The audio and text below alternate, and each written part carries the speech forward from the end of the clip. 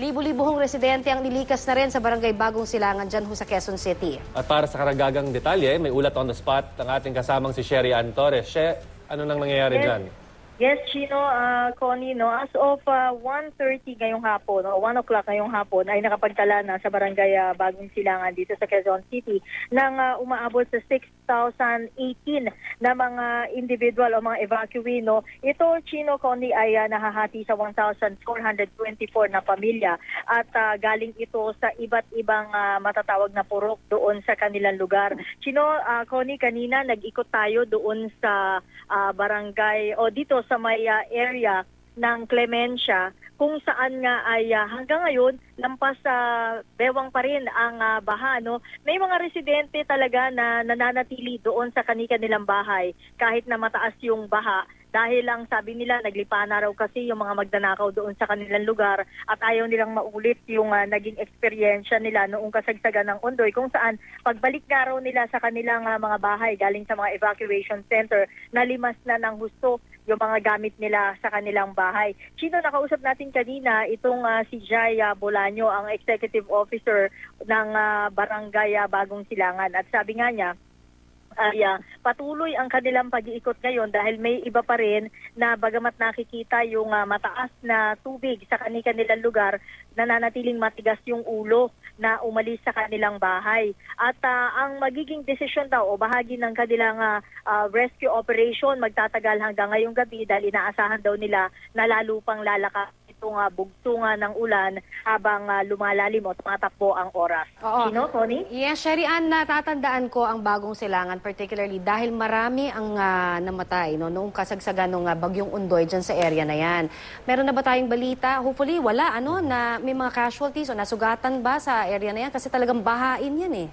Oo. Actually, Connie, malungkot bang balita, no? Pero kanina nakapagtala na ng isang casualty itong barangay Bagong Silangan. Ito ay 3 taong gulang na bata, no?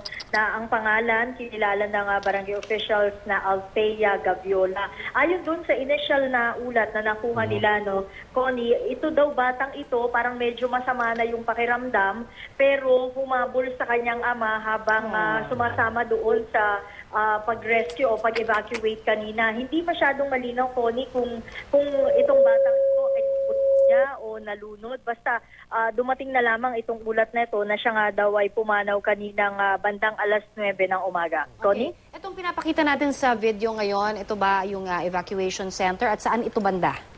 Oo, Connie, yan yung nakikita nyo ngayon ay yung bahagi lamang ng covered court. Dito nga sa barangay Bagong Silangan. Diyan unang tumakbo itong pinakamarami o pinakapulto ng mga residente ng barangay Bagong Silangan. Pero maliban doon, Connie, meron pa halos ngayon umaabot na sa 13 yung itinalaga na evacuation center dito nga ng mga apektadong residente dahil hindi kayang i-shoulder o hindi kayang tanggapin lahat nung doon sa covered court dahil lalo na masyado nang masikip doon sa covered court, dyan sa covered court na nakikita nyo. At karamihan kasi dito sa mga itinakbo kanina, mga bata. At ang inaalala kasi nung mga nandito nga sa barangay ay baka merong may sakit, magkakawahan at hindi rin maging komportable yung pansamantala nila na pagtuloy sa evacuation center na ito. So, Sherry Ann, ilan ang nariang pamilya dyan sa may barangay Bagong Silangan covered court?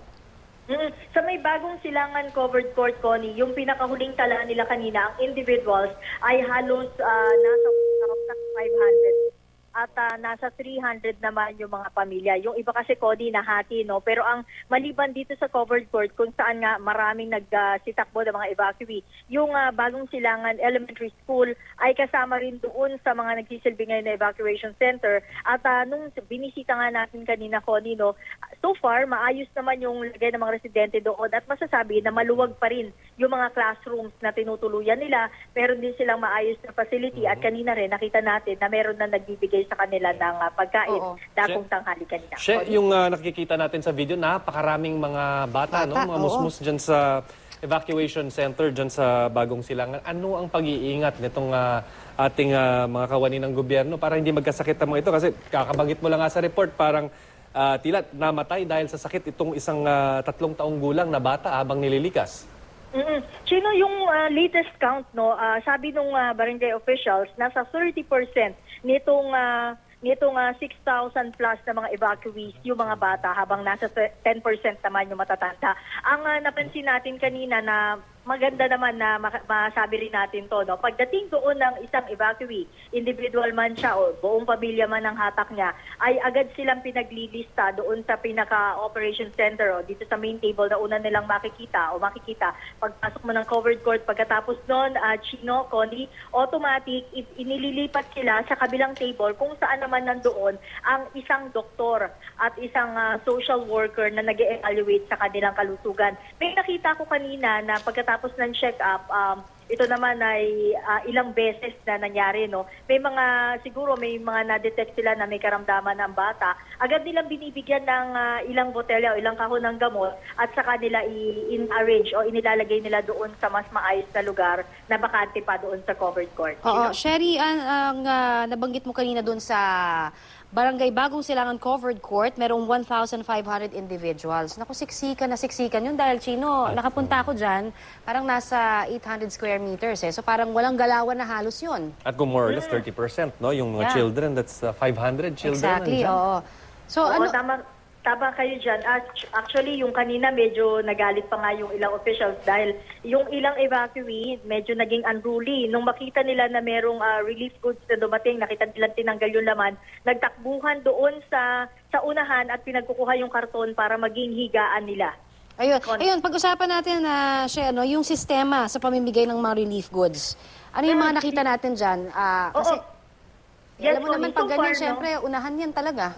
At you can't blame So them, far, no? Connie, medyo systematic pa, no? Dahil talagang mahigpit yung mga barangay officials. Ang ginawa nila, unang-una, nilagyan ng lubid yung palibot ng mga pamilya na hati-hati dito nga sa espasyo ng covered court. At talagang ang lagi nilang sinasabi, nakamonitor sila sa bawat galaw. Ang una, ang mga bata, pinagsabihan nila ang mga magulang na kayo ang titingin mismo sa mga anak nyo, huwag niyong pabayaan na pakalat-kalat at baka maulanan. Ikalawa, yung espasyo na inookupa ng isang pamilya, dinidiscourage nila na masyadong magkaroon ng pagdidikit doon sa kabila naman na pamilya na nakikisilong doon para nga daw hindi maghalo-halo yung gamit. At pagdating doon sa pagkain, bago pa lamang maluto yung kanina, yung mga noodles, pati yung ibang mga pagkain na niluto para sa mga evacuees, pinapila na nila 10-15 minutes bago iserve. Ito raw nila ay para maiwasan yung pagkakagulo pag isineserve na yung pagkain. At talagang kanya-kanya sila, Connie,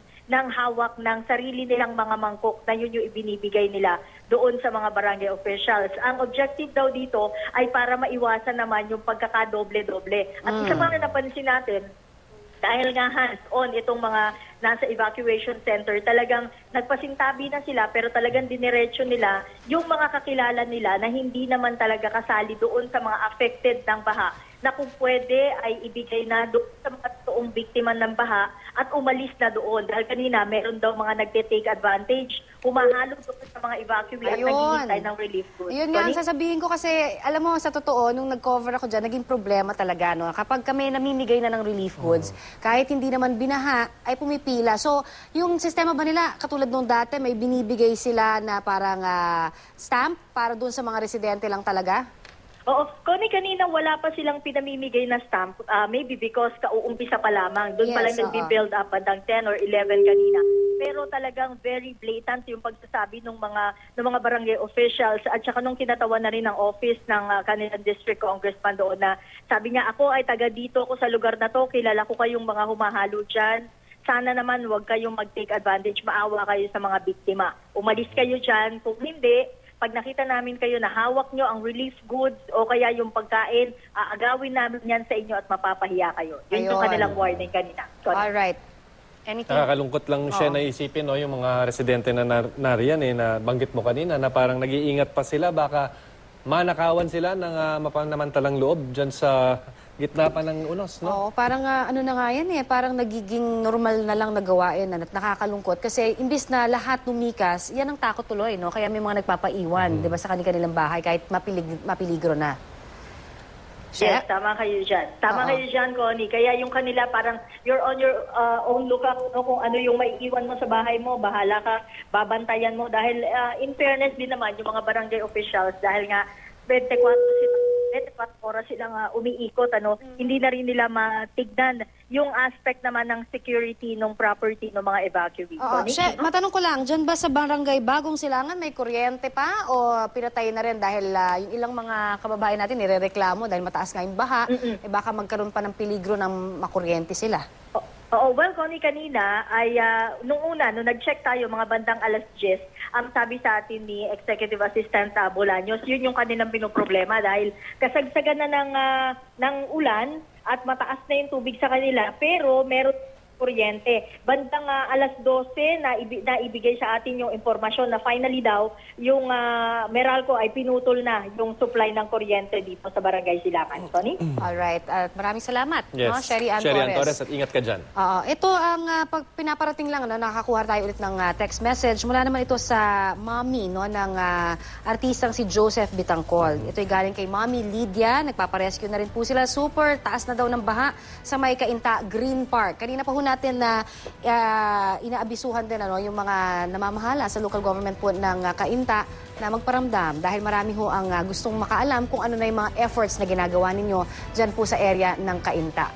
Samantala mga kapuso, meron ho ba kayong mga tanong, di ba? Ito ho, talagang ibibigay namin sa inyo yung Marathon mga na ito, marathon. Para numero. sa inyo. Oo, na kailangan nyo hong tawagan. Pwede ho kayong tumawag sa aming I Am Ready Help Desk sa numerong 333-7161. At mga kapuso, handa po naming ilapit ang inyong mga panawagan sa mga kinaukulan. Kung may mga problema kayo, kami na ho maglalapit at tawag lang kayo. Oo. Yeah. Tingnan natin kung kaya nating solusyonan sa gitna ng napakatinding problema na kinakaharap natin lahat ngayon.